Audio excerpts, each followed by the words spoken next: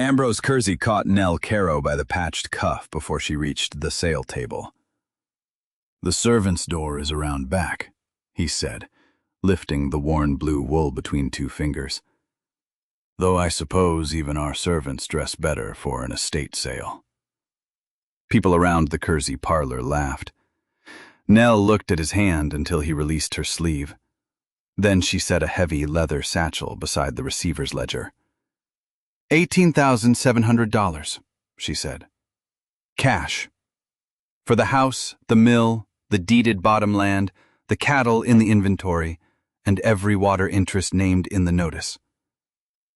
The room went still when she opened the satchel. Banknotes lay in tied packets above rolls of $20 gold pieces. Ambrose reached across the table. Talbot put one weathered hand on the sale paper before Ambrose could sweep it away.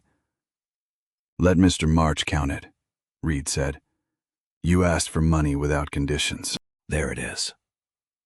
Nell had worn that coat through 6 calving seasons and 2 winters when feed cost more than beef.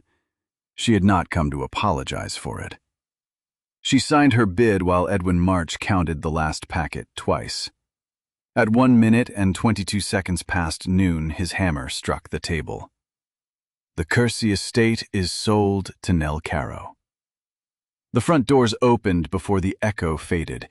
Mateo Ruiz, the estate foreman, entered with 11 ranch hands and mill workers. Each held the same folded notice. Ambrose had ordered every family off the property by sundown. Nell had bought an estate. Someone had already arranged for her to inherit its enemies. She took the first notice from Mateo and read only enough to understand it. Ambrose had signed them that morning before the sale. The paper gave the workers 6 hours to remove their families, tools, livestock, and household goods from cabins some had occupied for 12 years. "Those notices came from the former owner," Nell said. "I am the owner now." Edwin March cleared his throat. "Mrs. Carrow, the sale is complete, but the receiver cannot advise you concerning private occupancy." "I did not ask for advice." She tore the notice through Ambrose's signature and handed the pieces back to Mateo. "No one leaves tonight. Tomorrow, every family meets with me one at a time. We will write fair terms, and no man will lose his home for asking a question." The workers did not cheer. Men and women who had waited months for wages had learned to distrust promises made in parlors. Ambrose smiled as if her answer pleased him. "You spent a fortune to become mistress of dry grass and hungry mouths." His wife Lavinia stood beside the marble fireplace in a plum silk dress. She glanced at Nell's repaired cuff, then at the money on the table. The laughter had left her face. Nell closed the empty satchel. Hungry mouths are easier to answer than empty character. She walked out the front door she had been told not to use. Reed followed her onto the broad stone steps. He was 40, tall without looking grand, with a working man's shoulders and a dark beard roughened by 2 days on the range. His tan shirt stood open at the throat beneath a worn brown vest. "You knew about the sale," Nell said. "I knew the bank would take bids. I did not know Curvy had served those notices." "Did you know the estate owed 4 months of wages?" Reed's jaw tightened. 2 months. That was the number I heard. Then the number grew while honest people waited. Below them, wagons rolled toward the worker cabins. Families had already begun loading because they did not yet believe her. Nell turned to Mateo. "How much flour remains in the mill store?" "Enough for 9 days if we stretch it." "And the cattle?" 683 on the estate count, maybe less. Curvy's tally was never clean. "Water?" Mateo looked toward Cottonwood Creek. "Falling." Nell immediately asked Edwin March to hold the sale records in town, told Mateo to stop the moving wagons, and ordered the cookhouse stores opened to every family on the same ration. She kept enough cash outside the purchase to pay 1 week of back wages at sunset.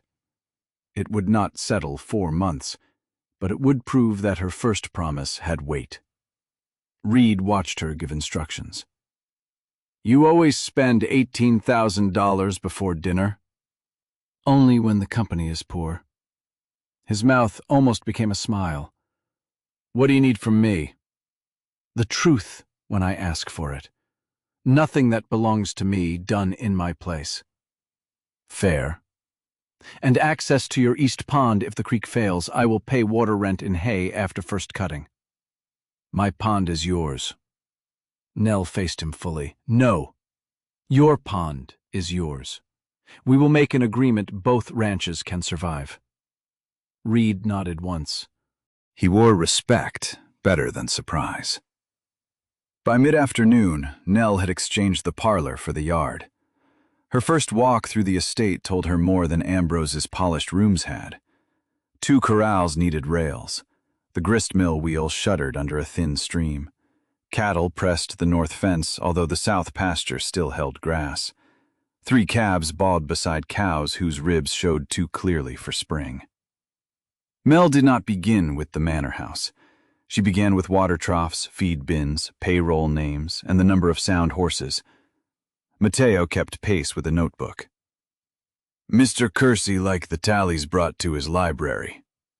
Then his library must have been thirsty. At the mill, Annie Cole stood beside the slow wheel with flour dust in the lines of her face.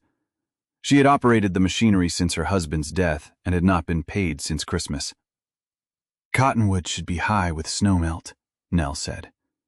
Annie dipped a wooden measure into the head race. "It was high 10 days ago." Then it began falling every night and recovering a little after sunrise. Nell marked the hours in Mateo's notebook. A natural dry spell would not keep a rancher's schedule.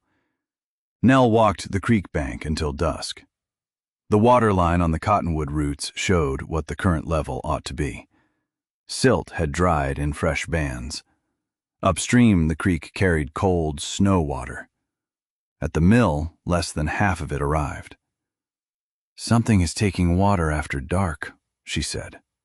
Mateo frowned. "A broken bank?" "A broken bank does not close itself in daylight." She divided the herd before supper.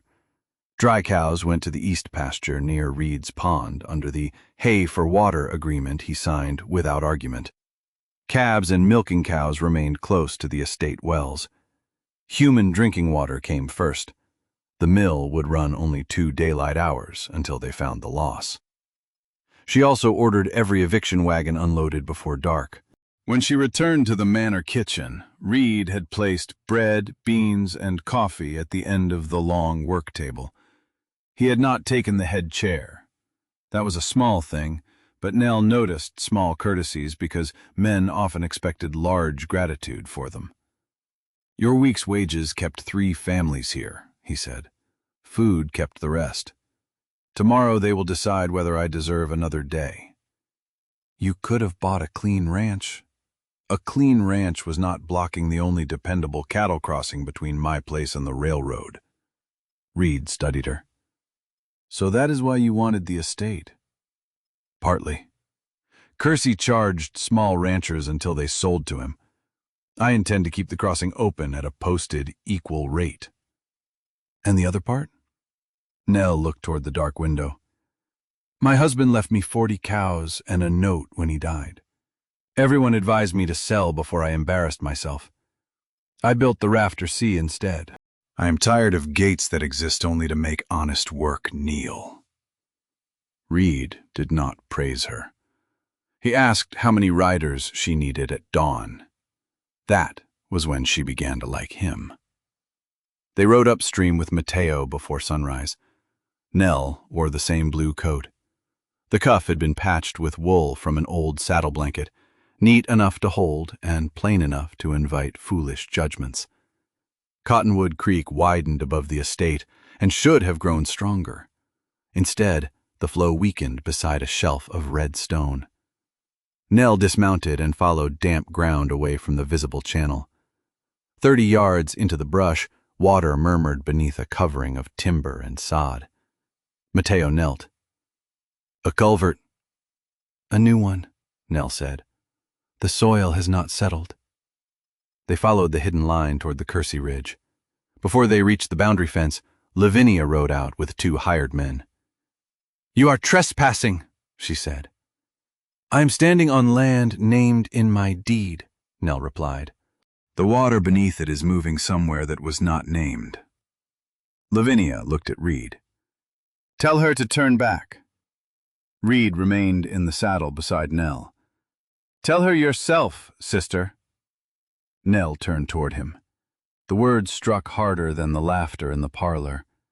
Lavinia Talbot Curvy was Reed's younger sister. "You asked what I needed," Nell said to him. "I answered truth." "I should have told you." "Yes." He could offer no explanation that repaired the missing fact.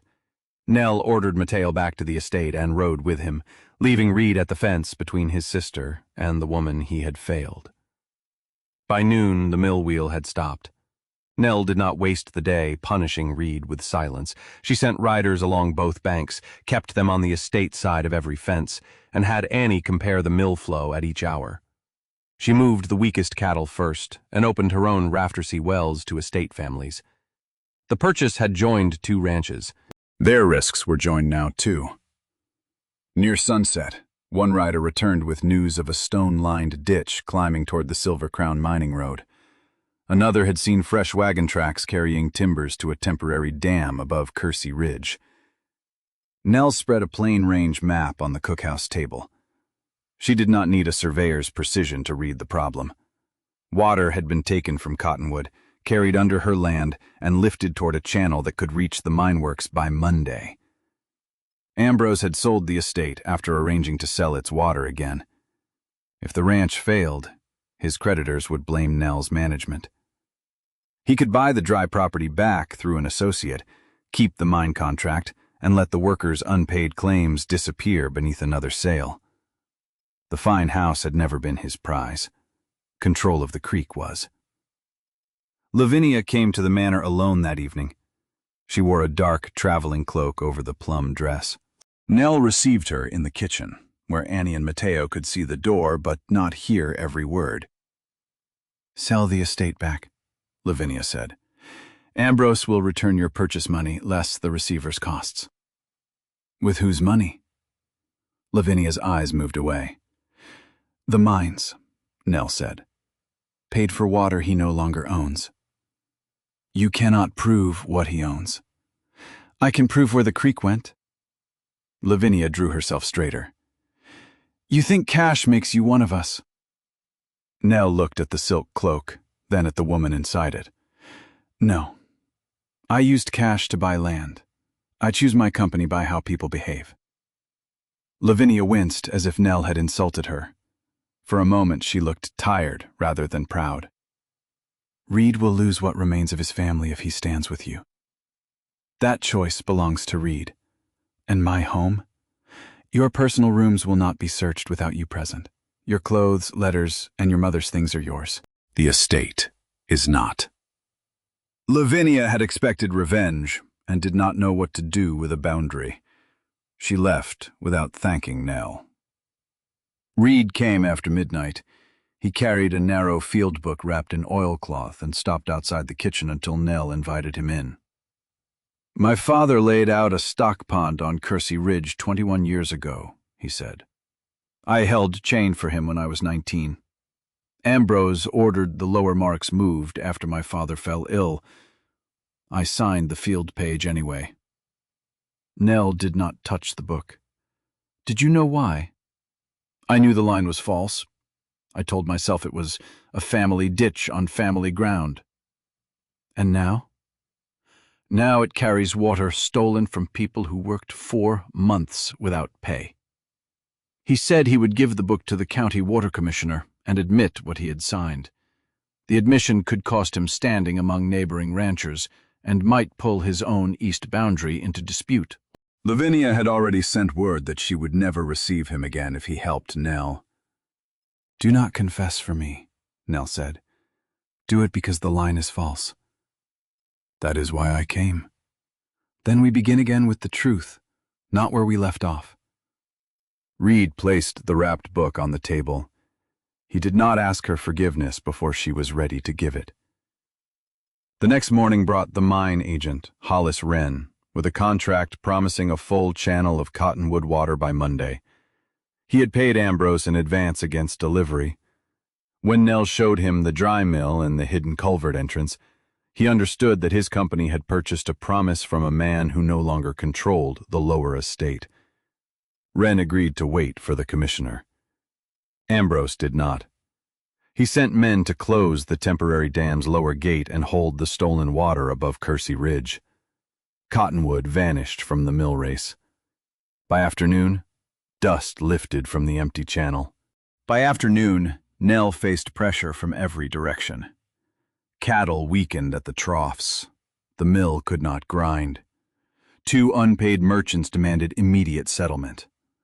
A rumor spread through town that Nell had bought the estate only to clear the worker cabins and sell water to the mine herself. Nell answered each pressure differently. She moved cattle rather than arguing with dust. She invited the merchants to inspect the remaining grain and offered staged payments from the first mill receipts. She gathered the workers in the yard and told them exactly how much cash remained. "I can pay food, 1 more week of wages, and the cost of keeping the herd alive," she said. "I cannot pay 4 months tonight. Anyone who leaves will receive every dollar I can lawfully place in his hand. Anyone who stays will help choose the order in which the old wages are repaid." A man near the back asked, "And the cabins?" "No family's roof will depend on praising me." Mateo stepped forward first. Annie followed. By the end of the meeting, all but 2 families chose to stay. Nell paid the 2 who left and gave them a wagon without charge. Reed stood outside the circle. His support mattered, but the workers' decision belonged to Nell and to them. That night he found her at the dry mill race, boots in the mud where water had stood a day earlier. "My pond is down a foot," he said. "I moved my own herd north. The estate cattle can have the rest until Cottonwood returns." "That will cost you weight at the rail sale." "Yes. You do not have to buy my trust with cattle. I am not buying anything." He looked toward the worker cabins. "I am sharing a shortage I helped make possible." Nell moved half a step closer, enough to show that she believed him. Reed touched the edge of the patch on her cuff only after his eyes asked permission, and she gave a small nod. "Ambrose laughed at this," he said. "Ambrose has never repaired anything he could replace with someone else's money." "Who mended it?" "I did." "Of course you did." The words held no pity. Nell let his hand remain for 1 breath, then 2 before the watchrider called from upstream. The temporary dam was rising too fast. Nell climbed the ridge before dawn with Mateo and the mine agent. Water pressed high behind a rough embankment. The diverted channel could not carry another full day of snowmelt. If the dam broke naturally, the first rush would follow the buried culvert, strike the estate terrace, and turn toward the worker cabins below the mill. If Ambrose opened it deliberately before the commissioner arrived, the flood would tear out the new ditch and bury the evidence of where the water had gone. Nell studied the slope, the stone terrace, and the broad ornamental lawn in front of the manor. Ambrose had spent more money shaping that lawn than he had spent on wages all winter. Nell pointed toward the north terrace. "Bring both plow teams there," she told Mateo. "Move every family to the mill ridge. Put riders on the south pasture and take the cattle uphill. No one protects furniture until every person is accounted for." Mateo looked toward the manor. "The relief path will cut through the front grounds." "I bought the house," Nell said. "I choose what it shields." They had barely cleared the lower cabins when a rider appeared on Curvy Ridge. Ambrose dismounted beside the dam gate with 2 men. Reed saw him first. "He means to release it." The gate shifted. A dark seam opened beneath the timber. Then the ridge began to roar. Water burst into the hidden channel and tore downhill, carrying brush, stones, and pieces of fresh-cut timber. Nell rode straight to the north terrace, where teams waited before the untouched lawn. "Open the ground," she called. The plows moved. Men cut through flower beds and turf that had impressed governors, bankers, and cattle buyers. Nell took a shovel beside Annie and widened the first break while Mateo directed the teams. Water struck the terrace wall hard enough to shake stones loose. Ambrose galloped into the yard. "Stop! You are destroying the estate!" Nell did not turn. "I am using it." He lunged for the lead team's bridle. Reed stepped between them and caught Ambrose across the chest. "Let her work. For that woman, you would choose strangers over your own blood?" Reed glanced once toward Lavinia, who had ridden in behind her husband. Her face was white with fear. Blood did not make this right. The terrace wall gave way. Water rushed across the lawn toward the manor steps. For one terrible second, Nell's relief path seemed too narrow. Then the cut ground took the current. The flood bent south, away from the cabins and corrals, and crossed the empty carriage court. The manor's front garden vanished under brown water. One corner of the stone porch collapsed, windows broke. Fine draperies floated from a lower room. Every worker cabin remained standing. The cattle on the south rise bawled, but held. The mill wheel took water again without being struck by the first violent surge. Ambrose tore free of Reed and ran toward the old culvert mouth, trying to pull loose a marker post before the water reached it. The bank collapsed under him. Nell saw him fall. She could have watched the current carry away the man who had mocked her, cheated his workers, and tried to ruin her. Instead, she threw Reed the coil from the plow wagon. "Bring him out!" Reed went into the shallows with Mateo braced behind him. They dragged Ambrose onto the torn lawn, coughing and furious to be alive by Nell's order. The flood stripped sod from the hidden works.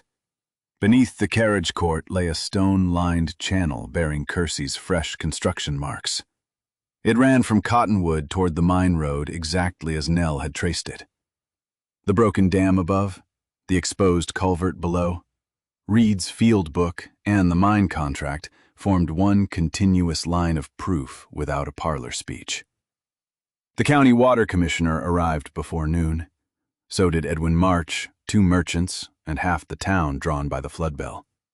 They found the workers alive, the cattle safe, the manor damaged, and Ambrose's private diversion open to the sky. Hollis Wren canceled the mine agreement and placed the unpaid advance in dispute. Edwin confirmed that the estate sale had transferred every listed water interest to Nell before Ambrose tried to deliver them elsewhere. Reed gave the commissioner his father's field book and admitted his own signature on the moved line. Lavinia stood before her brother while the officials questioned Ambrose. "If you speak against him, do not come to me again," she said. Reed's grief was visible, but he did not bargain with it. "When you want the truth more than the house, my door will still open." He stepped away and completed his statement. Ambrose was held for a territorial inquiry into the diverted water, unpaid wages, the double sale, and the deliberate release. The commissioner did not promise Nell swift justice. He promised the temporary dam would remain under guard and Cottonwood would return to its channel. Nell accepted those safeguards for the day and went back to the people waiting beside the ruined steps. Nell gathered the estate workers beside the ruined front steps. Mud covered her skirt. The blue coat had torn at the shoulder. No one laughed at it now. Mateo removed his hat. "What happens to the big house?" Nell looked through the broken lower windows. The dry rooms become offices, a dining room, and quarters for workers waiting on cabins. The front lawn becomes a proper overflow meadow. The mill and water accounts will be posted where the people who depend on them can inspect them. Annie asked, "And the old wages?" "First claim on mill receipts after food, seed, and animal care. 3 workers will sign every payment order with me. We will not build another estate that survives by keeping one man's secrets." The workers cheered then. They were responding to what she had chosen to spend, risk, and destroy after the deed was hers, far more than the cash she had carried into the parlor. Lavinia remained near the gate. Nell crossed to her. "Your rooms are on the upper floor," Nell said. "Take what is personal. Mateo will provide a wagon." "After what I said to you? I will not let what you said change the kind of woman I am." Lavinia looked at the torn coat. "I laughed because Ambrose said you wore poverty like pride. I wore work because there was work to do." Lavinia lowered her eyes. She left the estate that afternoon with 3 trunks, her mother's portrait, and no claim on the land. Months later, she wrote to Reed, and they began repairing their bond slowly, where they could be honest. The following weeks gave Nell no miraculous fortune. There were roofs to mend, cattle to fatten, mill belts to replace, wages to repay, and a damaged house that leaked whenever rain came from the west. The receiver's inquiry moved at the pace of distant offices. Ambrose's remaining local property was attached against worker claims, but the final amounts took time. Nell kept the crossing open at one posted rate. She formed a 5-member water committee with 2 estate workers, 2 neighboring ranchers, and Annie at the mill. No gate could be changed by 1 key or 1 family. Cottonwood turned the wheel again. Reed came on Sundays, unless weather or cattle made a liar of the calendar. He never arrived with money she had not requested. Sometimes he brought tools. Sometimes he brought coffee. Often he brought a question and listened to the answer. One evening on the repaired porch, he asked whether she regretted the purchase. Nell considered the meadow where the formal lawn had been. Grass had begun to cover the flood path. "I regret the front windows," she said. "They were expensive." Reed laughed, and she did too. "I do not regret the land." He took her hand. "And the company?" "Still under review." "I can live with a long inquiry." By autumn, every old wage had been paid. The mill carried grain for 9 small ranches. Mateo managed the cattle with a share of the season's profit. Annie kept the water books and made grown men wait their turn when they arrived without proper tallies. Nell still wore the blue coat. She had repaired the shoulder with a darker piece of wool, leaving the old cuff patch exactly where it had been. At the first harvest supper in the manor's rebuilt dining room, Reed arrived in a coat so weathered that Mateo offered to seat him with the stable hands. Nell looked him over. "The servants' door is around back." Reed smiled. "I was hoping the owner might make an exception." He did not kneel before the workers, or turn their supper into a spectacle. Later, when the lamps were low and the porch belonged only to them, he took a plain ring from his pocket. "I loved you before the flood," he said. "I knew it when you gave Lavinia dignity she had not given you. I waited because love should not arrive disguised as payment." Nell's eyes filled, though her voice stayed steady. "And if I say I need more time?" "I come next Sunday with coffee." "And if I say yes?" "I come next Sunday with coffee." She held out her hand. Reed slipped the ring onto her finger and kissed her, only when she moved toward him. Below the porch, Cottonwood Creek crossed the meadow in the channel Nell had chosen for it. The house was smaller than it had been. The estate was fairer. The coat on her shoulders still carried every patch.